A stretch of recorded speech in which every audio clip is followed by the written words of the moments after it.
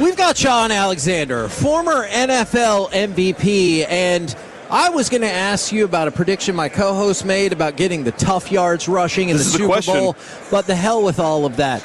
Because in the break... That was my question. Oh, okay.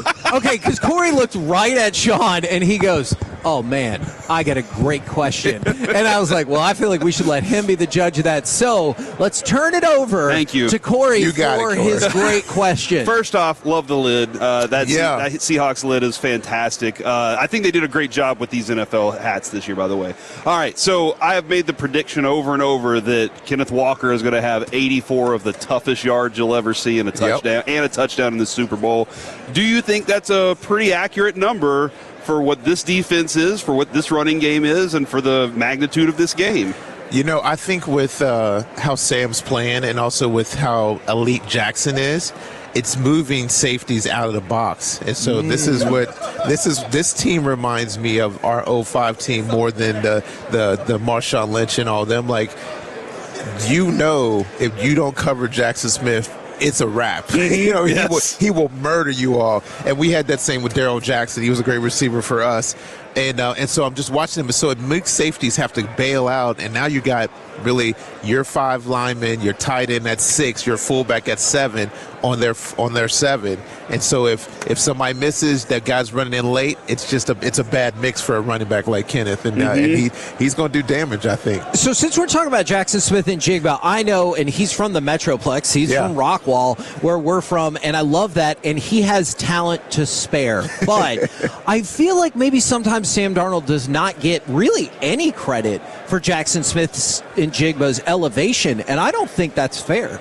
No, man, I think that Sam is what I thought he was going to be. You know, when he first came to the team, and, you know, I have great access with all the players. Now I'm the OG, which is really weird. Yeah. You were just talking about 50th anniversary. You were there for 25. I was there 25. I'm like, what does that mean? Has it been 25? Gosh, okay. All right, there is. But, you know, I text him all the time. We call after the games. I was like, dude, you know, you are exactly what we thought you were going to be. Like, everybody else can be shocked. Seahawks world, Seahawks nation, we're not. Like, you're doing what we thought you would do. Even this optimized version of him? Yeah. Okay. Like, I mean, like, he was a good quarterback at USC, top pick. It didn't go well with the Jets, and you know, got Jets. Many of the coaches all have this swag about them. It's like, well, what if I got him? It'd be different. Sure. And so that's all you're seeing right now is that it didn't work with the Jets. You know, he bounced around and Titans, and you know, now he's with us, and I think he had a great time with the 49ers. There were some things that really clicked with him. And then goes out there, shows at Minnesota, and Minnesota's like, nah, we're good. We're like, great. We'll take that. You know, good call. Yeah, we've heard the story from Mike McDonald talking about he prayed during the AFC Championship game, or not Mike McDonald, you're John Schneider, about getting Mike McDonald to start this system. And then I love that kind of passion with Sam Darnold as well. Yeah, no, I mean, I think that they're great. Like, this team gels really well together. And so that's a part of coaching. Coach McDonald's done a great job, but they've all believe in the culture. And when you have that, you give yourself a chance. New England does that well. You know, the Steelers have done that well. Like, when you get teams that are like, hey, our culture is going to be good, and then you get all these dynamic players within the culture, it turns into something pretty good. And the Cowboys, right? We do that well. Hey. Well, you know, I was thinking of Niners, thinking of Rams. I wasn't really quite at Dallas yet. That's fair. With Darnold, it kind of makes sense, too, Kubiak offense, the way that offense is, Shanahan's offense, those all kind of those pieces fit together. So he's doing similar things that he learned when it started to click with Shanahan. I've been a noted Sam Darnold hater, all right? over his career, I have been that, and I'm willing to listen. He seems a little basic, a little flat. Can you sell me on why, like, what's the story with Sam Darnold personality-wise on why people will love him? Well, I would just say personality, everybody's uniquely different. Yeah, you know absolutely. What I mean? And so, you know, not everybody has the dynamic personality of Cam Newton. You know what I'm saying? You know what I mean? Come on, like, you know what I mean? Like, let Sam be Sam. Yeah, no, exactly. But I think, like, you got to take ownership of your unique traits. Like, Russell Wilson is Russell, and it's just unique. Yes. You know what I mean? Yep. Sam has got his own thing, and so, like, when you're like, hey, can you be comfortable in your own skin and go lead the team? Then you got a shot. And so Sam is at least comfortable with his own quirkiness. Yeah. Okay. You know what I'm saying? Okay. What's the quarterback at Indiana? Oh, Daniel Jones. No. I'm talking about the Anthony Richardson. The college. No, the college. Fernando Mendoza. Yeah. I don't know him. He seems comfortable in his own skin. You know what I mean? He's like, gosh darn it, we're going to go in. Yeah. Everybody asked me, I was like, I don't know if he could play at Alabama. I don't know if that fit, but it fits in Indiana. Great. Hey, quarterbacks throw the ball, they get the team ready to go play, and they have to have this swag that who they are is perfect for their team.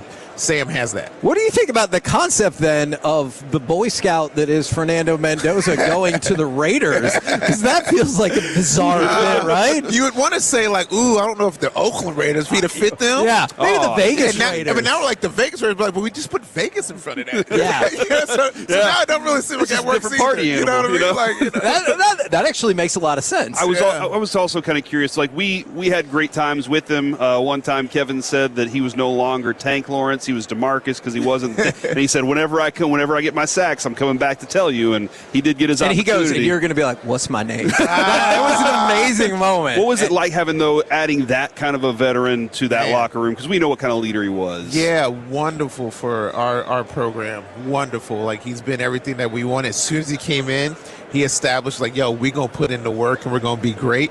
And everybody believed it. So, that D-line, that goon squad, the welcome to the dark side, all those guys played, and D was he was the great one to be like, look, we're going over the level. And so it's been really wonderful. Nice. What are because, we get a lot of players that they're associated with the team, and you can tell they still care, but they're not like uber connected. Yeah. You are different. So what is your nerve level kind of leading into Sunday then? I don't really get nervous. Oh. I see I'm rocking the Harvest T-shirt. So I started high school, and my son is a sophomore. I'm more nervous for the high school kids. I gotcha. Because they don't really know how to go be great. They just kind of like throwing their talent out there. The college guys, I'm still very close with Bama, and then you got the pro guys with Seattle, and of course, all of my Freshman Player of the Year award winners, which is going against Drake, which is kind of crazy, But I'm watching them, and I'm watching them and helping like plant seeds of who they are and how to go play great at these levels. I get more nervous for when they're young than I do when they get older. So the Seahawks, I don't really feel like, oh man, they get to go be who they are. Yeah, the that's interesting. Going to be tenacious, and they go play great. I don't feel nervous for Sam. I know he's going to take a deep breath, and he's going to go let it rip. Kenneth is ready. I already talked with him. Jackson's ready. I already talked with him. Like they're going to go do what they do, and that's what you do at the pro level. It's the younger levels where you're letting everything, all the elements affect you. Now, my co-host has frequently said we came from newspaper and sports is kind of like the toy section. And I think that that's true in a lot of instances, but I'm fascinated by what you're working on here today with the Stand Together program, because y'all are going into some sometimes really deeper issues, right? Yeah. You know what? Stand Together has been so phenomenal. I've been with them for about 6 years now. I get to be their ambassador, and it's about 900 of some of the most successful businessmen, women, and philanthropic leaders in the country. They put their times, talents, energies, together to go tackle some of the country's biggest issues. I love that I get to help build the perfect tripod. There's people that do great work, from projects to community centers to foundations. You get the people that can help fund those things. So there's very successful businessmen and women all over the country that have done great things. I get to come bring the influencers with it and link them all together. And so, of course, having all the connections with football, NFL, college, just bring them all there. We got great ties with the NBA, great ties with the music world. And so I get to pull them all together. And the Super Bowl is where we get to kind of go say, hey, look, y'all, here's what we did last year. Here's the plan for next year. Yeah. And just some of the things that the guys get to do.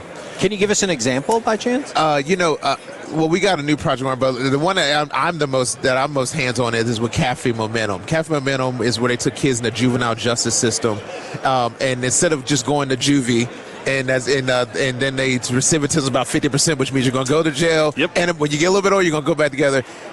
we put them in Cafe Momentum. We start off in Dallas. We've got one in Atlanta. We've got one in Denver now. My goal was to put one in all 30 NFL cities. You know what I mean? Okay. And why? It's because these kids come in here and they make mistakes, and they all say, some of them are labeled as throwaways, which is crazy, right? Jeez. You make a mistake at 14. We don't even want to know what you did at 15, 16. Yeah. You know what I'm thinking about my 18 and my 14-year-old right now. Man, I got arrested when I was 13. I feel you on that. So then they call these kids throwaways, and forever it's like, oh, well, why are they getting thrown? Why are they going to be put back in jail? Like, you've already labeled them. You've already lined it up for that. Well, now we put them in there. They come work. They're sous chefs. They're greeters. They got a whole year to come through every single part of the restaurant. And we also put social workers, psychologists, tutors, school teachers, if they couldn't even get, we homeschool them, the ones that need it.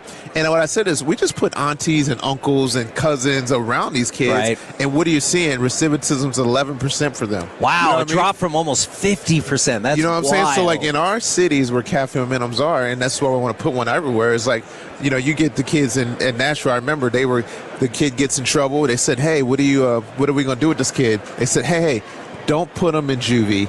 Let him go work.